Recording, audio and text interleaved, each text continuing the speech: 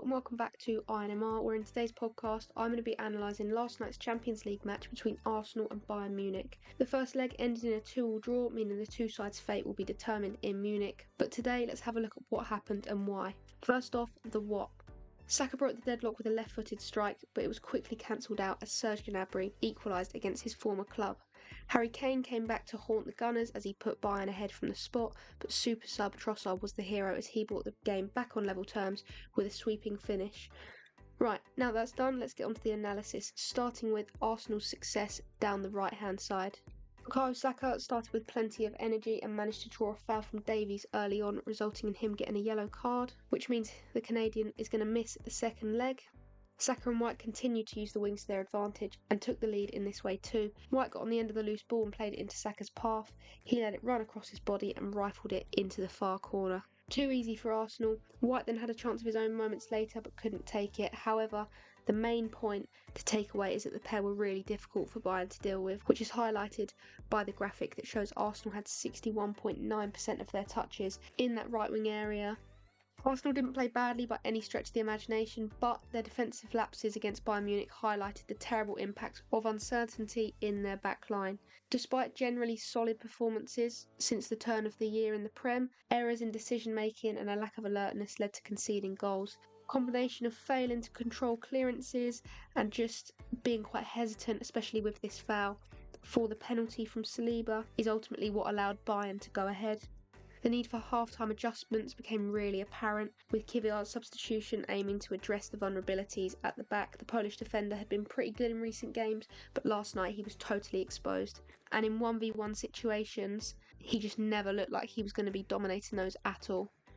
Bayern Munich capitalised on Arsenal's dominance in possession by simplifying their game plan and executing counter-attacks really well. Despite Bayern's struggles with transitions this season, they thrived against Arsenal's possession-based approach, utilising the speed and threat going forward from players like Sane, Musiala and Gnabry.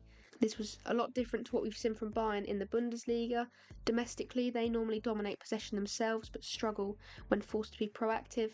But in this match, they were presented with a rare opportunity to showcase their proficiency in quick attacks, resulting in those 2 goals and the potential for more.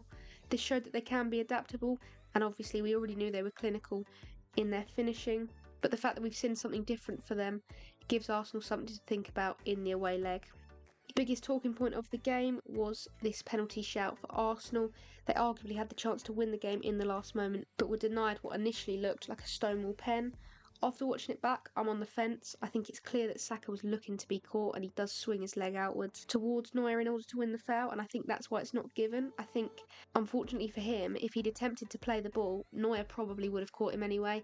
But I think it's so clear that he's looking to be brought down and there isn't really any attempt to play the ball there. It could be a huge moment we look back on, but Arsenal did have chances to put the game to bed early on. I think Ben White in particular is going to be kicking himself for not scoring moments after Saka opened the scoring.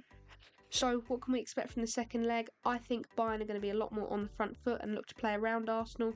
Arsenal's approach could catch them out though, because as I said earlier, when the other side is proactive, Bayern aren't able to handle it. But if Bayern sit off and play the same way as they did tonight, I think they can find their way through to the semis. They've got the home advantage and no deficit to overcome, so I do think Bayern have a slight advantage now. Davies is going to miss the next match, so expect Arsenal to use the right side again for the majority of their attacks. That is where I'm going to end today's podcast, but there's plenty more coming this week. Another podcast will be out now where I analyse the 3-3 draw between Real Madrid and Man City. And of course, on Friday at 5 PM, there'll be another podcast coming out. For extra content, be sure to follow INMR on X and Instagram. And when my website is back up and running, you can check that out as well for loads more related content.